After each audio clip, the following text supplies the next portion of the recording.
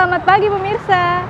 Berita Padang hadir kembali hari ini bersama saya Adini dan sejumlah informasi telah kami siapkan untuk Anda. Berikut selengkapnya.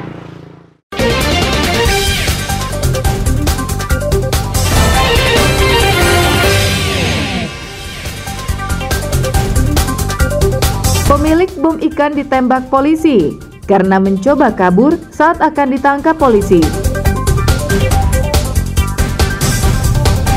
Sempat kabur, seorang residivis kasus pencurian segala jenis barang ditembak polisi. Curi ratusan box kertas di sekolah untuk beli sabu, residivis ditangkap.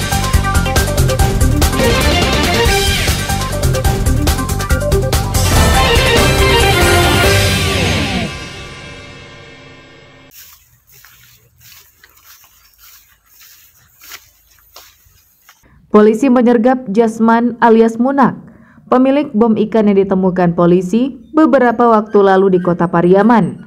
Tersangka ditangkap di Desa Ampalu, Kecamatan Pariaman Utara, Kamis pekan lalu, sedang potong rambut di belakang rumah. Menurut polisi, saat ditangkap, tersangka berusaha kabur ke rawa-rawa yang ada di belakang rumah tersebut. Polisi menembaknya agar tersangka tak bisa kabur. Polisi menggeledah rumah tersangka yang tak jauh dari lokasi tersebut dan mencari bom ikan yang disimpan di rumahnya atau barang bukti lain. Hasil pemeriksaan sementara, pelaku mengakui sebagai pemilik 10 botol bom ikan yang ditemukan polisi beberapa hari lalu di Kota Pariaman. Bom tersebut dibuat dan dibawa pelaku dari daerah Sibolga, Sumatera Utara. Namun polisi masih memeriksa tersangka untuk mengetahui pasti apa motif tersangka membawa bom ikan tersebut. Terkait dengan kepemilikan bom ikan yang ditemukan pada tanggal 1 Juli 2023 kemarin. Berarti pemilik bom sudah dipastikan Munak ya Pak? Ya, sudah dipastikan dan sudah diakui sama tersangka untuk kepemilikannya. Titik kegunaan belum ya Pak ya? Nah, belum. Kita dalami lagi, kemudian apakah masih ada bom-bom yang lain atau tidak ini. Hari Minggu lalu, 5 bom ikan ditemukan warga di Desa Ampalu, Kota Pariaman, di sebuah warung. Beberapa hari sebelumnya, juga ditemukan 5 bom ikan serupa di tempat yang berbeda. Hasil pemeriksaan polisi, bom ikan tersebut memiliki daya ledak cukup kuat. Eki Rafki melaporkan dari Pariaman.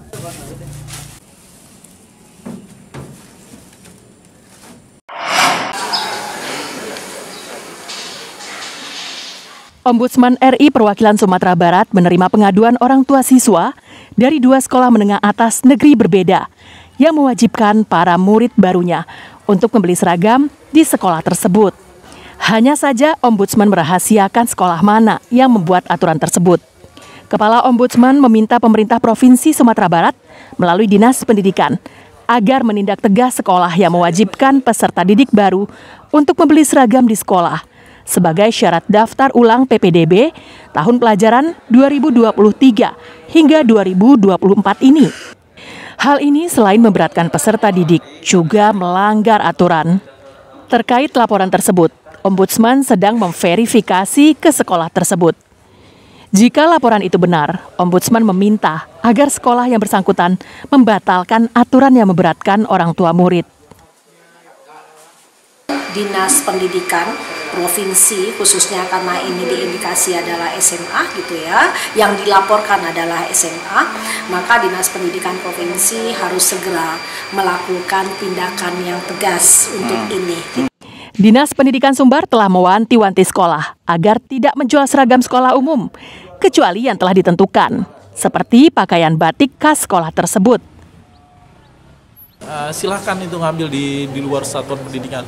Mungkin yang di satuan pendidikan itu baju yang khas. Karena sekolah kan punya baju olahraga kan khusus. Misalnya kayak kalau dia misalnya dijual di satuan pendidikan, di koperasi sekolahnya, koperasi sekolah ya yang boleh ya, koperasi sekolah yang berbadan hukum, dan harganya juga harus wajar.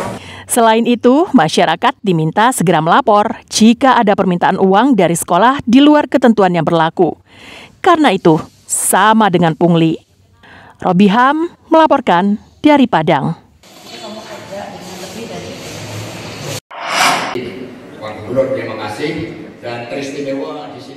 Ratusan mahasiswa di Padang mengikuti kuliah umum yang bertema tantangan geopolitik mewujudkan Indonesia Emas 2045 di kampus Universitas Andalas Padang. Pemateri kuliah umum adalah politisi senior yang juga pengarang buku geopolitik Bung Karno, Hasto Kristianto. Dalam paparannya, doktor di bidang ilmu pertahanan dan geopolitik nasional ini menyebut bahwa kampus adalah titik awal pembentukan karakter calon pemimpin untuk mengetahui kondisi dan potensi bangsa. Dengan memahami geopolitik, maka seorang pemimpin dapat menempatkan bangsanya menjadi bangsa yang disegani di dunia, seperti yang dilakukan Presiden pertama RI Soekarno. Kedatangan Hasto Kristianto berbicara di kampus-kampus karena menganggap kampus sebagai pusat kemajuan. Mengapa saya tertarik datang ke kampus? Saya tidak berbicara politik praktis. Saya tidak berbicara tentang politik elektoral. Saya berbicara tentang politik yang mencerdaskan kehidupan bangsa. Karena mustahil Indonesia maju tanpa menempatkan kampus sebagai pusat kemajuan melalui riset inovasi, dan ini dibuktikan di dalam teori geopolitik Soekarno tersebut. Kemudian baru militer, koeksistensi damai. Mahasiswa menanggapi beragam tentang kuliah umum geopolitik tersebut. Menurut mahasiswa Universitas Andalas Padang, penerapan geopolitik hanya bagus pada era Soekarno, namun tidak berjalan maksimal pada masa sekarang ini.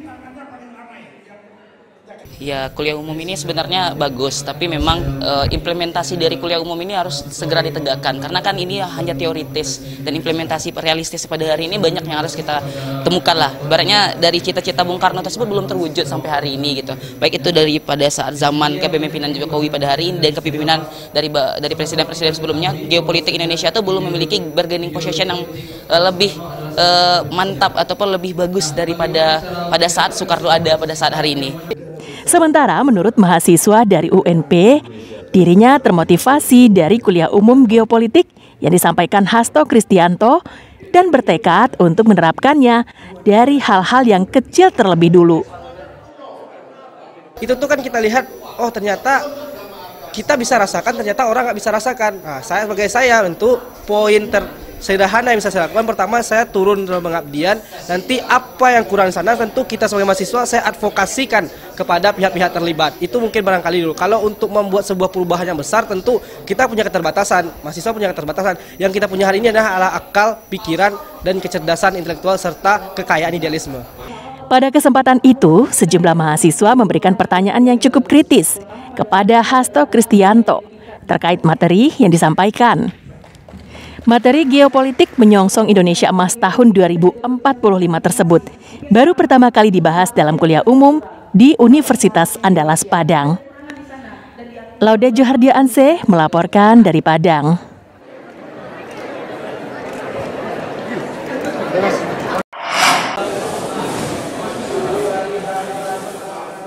Menjadi tahanan yang berada di balik jeruji penjara tidak membuat warga binaan Lembaga Padang kehilangan semangat melanjutkan hidup. Berbekal ilmu bela diri pencaksilat dan sekaligus pernah menjadi atlet, membuat Yan Rizal membagikan keahlian yang dimilikinya kepada sesama warga binaan. Hal itu dilakukan sejak menjalani masa hukuman tahun 2020 lalu. Sebelum menjalani masa hukuman di Lapas Muaro Padang karena kasus pembunuhan, Yan Rizal adalah seorang atlet pencaksilat yang tergabung dalam Pusat Pendidikan dan Latihan Olahraga Pelajar PPLP Sumatera Barat. Berbagai kompetisi olahraga, baik tingkat daerah maupun nasional, pernah diikuti atlet dari perguruan perisai diri ini dan mendapatkan medali emas. Seorang muridnya mengaku sudah belajar selama 6 bulan. Alhamdulillah untuk Kota Padang, Sumatera Barat, nasional pernah. Nasional pernah ya? Ya. Itu nasional tahun berapa? Ya. Nasional yang di Jogja itu ada yang Udah lupa, mungkin 2012 atau 2000, ya sekitar itulah. Seorang muridnya mengaku sudah belajar selama 6 bulan dan serius menekuni pencaksilat untuk menjaga kebugarannya sekaligus mengisi hari-hari di dalam penjara. 6 bulan ya.